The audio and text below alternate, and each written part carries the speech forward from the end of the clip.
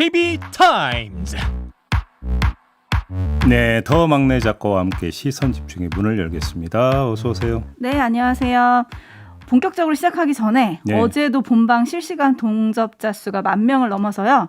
우리 JB가 씻을 날이 다가오고 있습니다. 참아.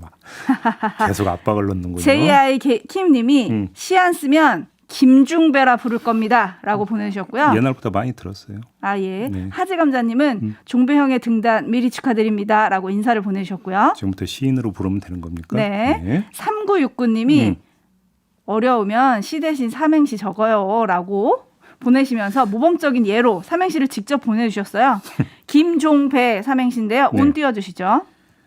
네, 김밥 먹으며 오늘도 시선 집중을 진행한다. 종, 종일 청취자의 의견을 존중하며 배려하는 마음으로 상호 존중하는 사회가 되도록 중재 역할을 잘 하겠습니다. 네. 아, 그냥 지금 시 지을게요. 오! 따라 읽으세요. 즉 원래 시는 순간 영감으로 바로 튀어나오는 거거든. 네. 제가 지금부터 그러니까 시를 읊을 테니까 따라 읽어요. 뭐 들어보고 괜찮으면 읽을게요. 해보세요. 가을 하늘 높고 네. 말은 살찌는데.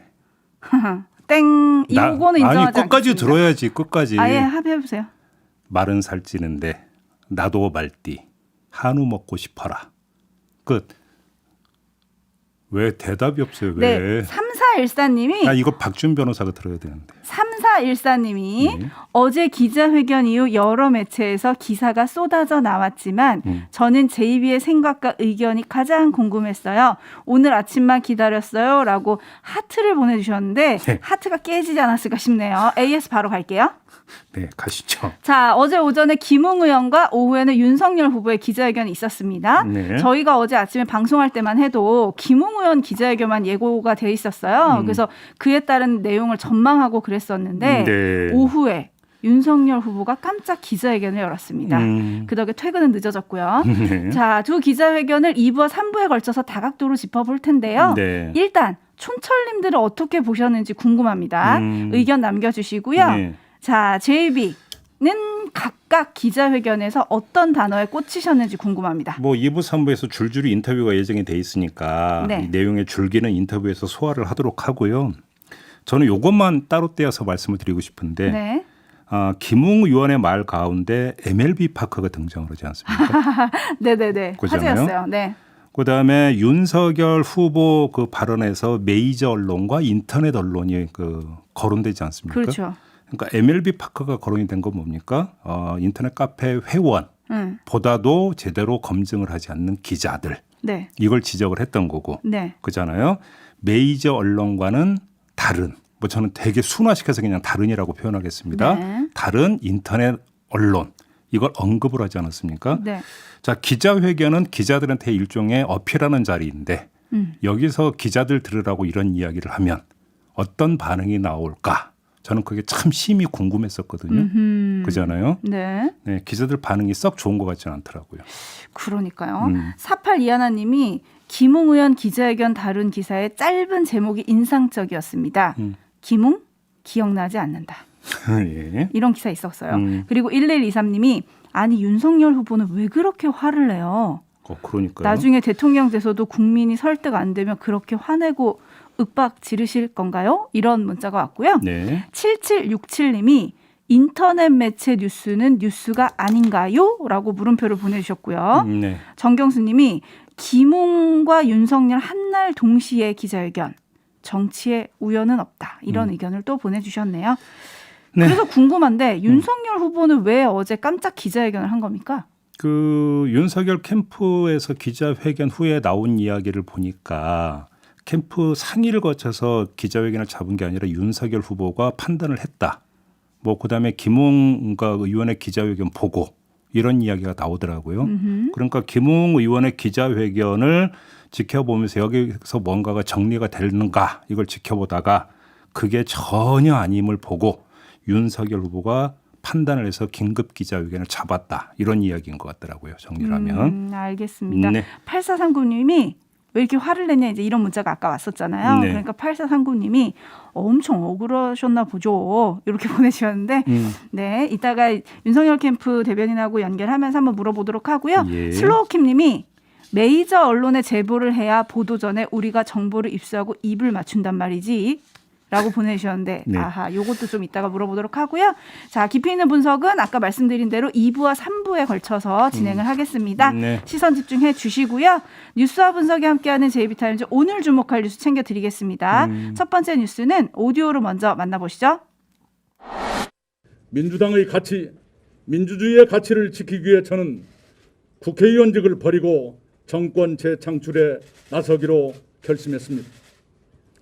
저를 임기 4년의 20대 국회의원으로 만들어주신 서울 종로 구민들께는 한없이 죄송합니다. 그러나 저의 모든 것을 던져 정권 재창출을 이룸으로써 민주주의와 민주당, 대한민국과 호남 그리고 서울 종로에 제가 진 빚을 갚겠습니다. 네. 어제 이낙연 후보가 광주에서 아주 전격적으로 의원직 사퇴를 선언을 했습니다. 네, 이것도 깜짝 선언이었어요. 예, 민주당의 가치, 민주주의의 가치를 지키기 위해 국회의원직을 버리고 정권 재창출에 나서기로 결심했다 이렇게 밝혔는데 네. 그러면서 한마디를 더 덧붙였습니다. 민주당의 대통령 후보가 도덕적이지 않아도 좋다는 발상이 어떻게 가능하냐. 네. 민주당과 보수 야당이 도덕성에서 공격과 방어가 역전되는 기막힌 현실도 괜찮은 거냐. 이렇게 반문을 하면서 5.18 역량 앞에 민주당의 가치를 지키며 희생하고 헌신했던 선배 당원들 앞에 부끄럽지 않은 후보를 내놓아야 한다. 이렇게 주장을 했습니다. 네, 10일 1차 슈퍼위크를 앞두고 승부수를 띄웠다. 배수진을 쳤다. 뭐 이렇게 봐야 되는 거죠? 뭐 이거는 뭐 모두가 뭐 그렇게 분석을 하고 있으니까 아무리 제가 삐딱선을 타고 싶어도 네. 이건 탈 수가 없습니다. 그러니까요. 예, 이건 뭐 이렇게밖에는 분석이 될 수가 없는 건데요. 네. 그래서 이거는 뭐 당연히 그렇다고 치고 짚을 점만 뽑아보죠.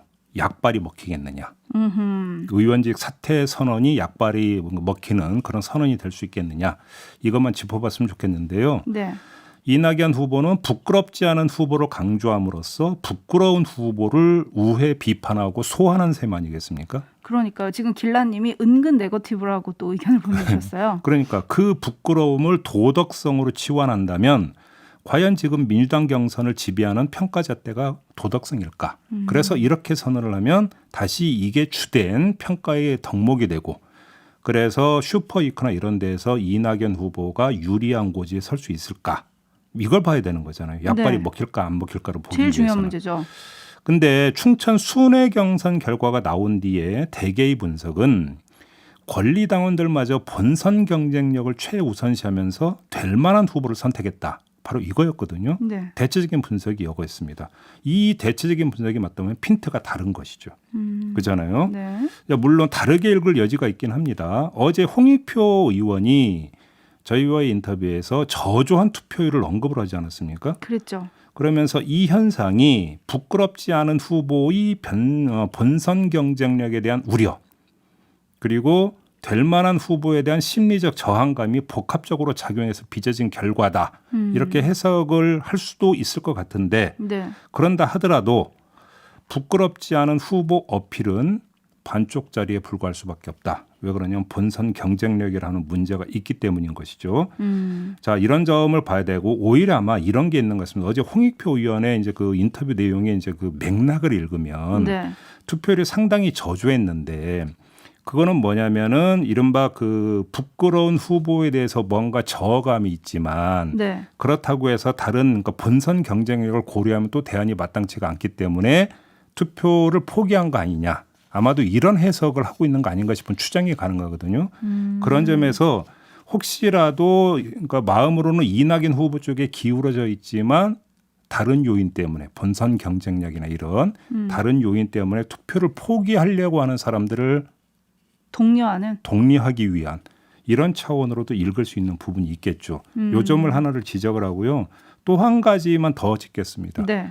이낙연 후보의 의원직 사퇴 선언으로 2명이 자동으로 소환이 됩니다. 그러니까요. 한 명은 이재명 후보가 되겠죠. 네. 이낙연 후보는 의원직 던지는데 당신은 지사직 안 던지십니까? 이런 네. 얘기가 따라 붙을 것 같고요. 최재형 후보도 그걸 얘기를 했더라고요. 또 하나 윤희숙 의원도 소환이 되죠. 네. 자, 이낙연 의원의 의원직 사퇴 선언은 이건 뒤에 무르고 말고 할 수 있는 성질의 문제가 아닙니다. 그렇죠. 그냥 이제 사직서 처리가 돼야 되잖아요. 네. 그런데 그러면 국회 본회의가 열려야 되잖아요. 그렇죠. 여기서 표결을 하는데 이낙연 의원 사직서는 표결 처리하고 윤희숙 의원 사직서는 표결 처리 안 한다라는 그림이 성립이 된다고 생각하십니까?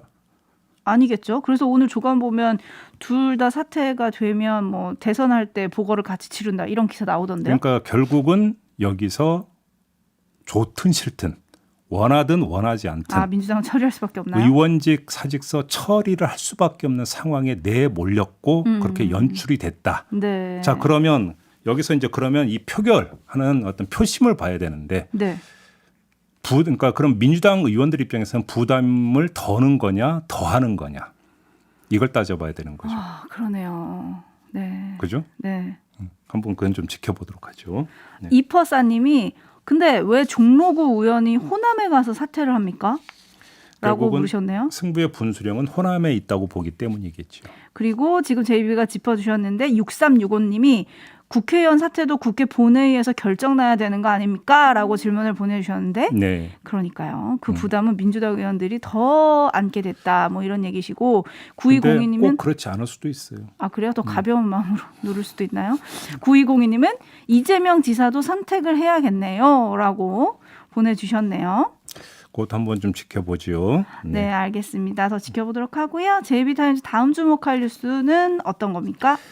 청와대 비서관 출신의 박진규 산업자원부 1차관이 지난달 31일에 회의에서 공무원들에게 대선 공약으로 괜찮은 아젠다를 내라고 지시를 했다는 사실이 어제 보도를 타지 않았습니까? 네, 논란이 많이 됐습니다. 대선 캠프가 완성되고 의견을 내면 늦는다면서 후보가 확정되기 전에 여러 경로로 의견을 넣어야 한다. 뭐 이렇게 이야기를 했다라는 거예요. 네. 자, 공무원은 선거에 있어서 엄정 중립을 지켜야 되는데 이게 도대체 뭔 소리냐? 이런 이야기 당연히 따라붙은 거 아니겠습니까? 네. 맥락을 놓고 보면 자, 정권이 교체되면은 예를 들어서 정부 조직법부터 시작을 해가지고 여러 가지 국정기조와 방향이 재검토가 되니까 산업자원부의 입장이 미리 관찰이 돼야 되고 입지를 다져놓아야 된다. 이런 취지로도 읽을 수 있는 여지가 있겠죠. 네. 그렇다 하더라도 그것은 선거 논리이기 때문에 공무원의 어떤 선거 중립 의무에 위반될 수도 있다는 이야기는 당연히 따라붙을 수밖에 없죠. 그렇죠. 바로 이 점 때문에 문재인 대통령이 강하게 질책했다는 거 아니겠습니까? 네. 그러면서 차후에 비슷한 일이 재발하면 엄중하게 책임을 묻겠다. 이런 경고성 발언까지 했다고 청와대에서 밝혔는데 다른 부처에도 이 같은 일이 있는지 살펴보라. 또 이런 지시도 함께 내렸다고 합니다. 네, 지금 이 발언을 했다는 박진규 차관이 또 현 정부 청와대 비서관 출신이라서 네. 뭐 그거를 지적하는 기사들도 있던데 뭐 대통령이 질책도 했고 역시 뭐 문제가 있는 발언이잖아요. 네. 네. 근데 문재인 대통령이 직접 매우 부적절하다고 지적한 마당에 좀 뭐 다른 진단할 필요는 없어. 이거는 뭐 더 이상 그러니까 진단하고 말 게 없는데. 네. 자, 한번 그럼 보죠. 그냥 엄중 경고로 끝난 거잖아요. 과연 그게 맞을까 싶은 생각도 좀 들어요. 뭔가 행동이 있어야 되나요? 왜냐하면 다른 부처에도 같은 일이 있는지 살펴보라고 했다라고 하는 것은 그만큼 아주 집중적으로 경계를 해야 된다는 뜻이 여기에 깔려 있는 거잖아요. 네. 그렇게 놓고 본다면 가장 강력한 메시지는 뭐겠습니까? 이 발언을 문제 삼아서 문책을 하는 것이죠. 그러면 매우 부적절하다라고 질책을 하는 것보다 질책보다는 문책이 다른 부처에게 전달되는 메시지의 강도가 훨씬 올라가는 거 아니겠습니까? 그렇겠네요. 네. 그렇죠. 그런데 그걸 왜 안 했을까? 이것도 한번 짚어볼 이야기가 되겠죠. 왜 안 했을까요?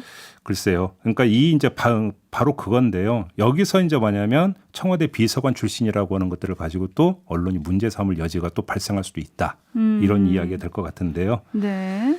아무튼 이 선거를 앞둔 시점에서 정부와 공무원의 중립 대세를 가다듬고자 했던 의지는 뭐 그건 당연히 평가가 돼야 된다고 생각하고요. 그러면 그 의지가 실현되는 방법론으로서 질책보다는 문책이 더 확실했던 거 아니냐.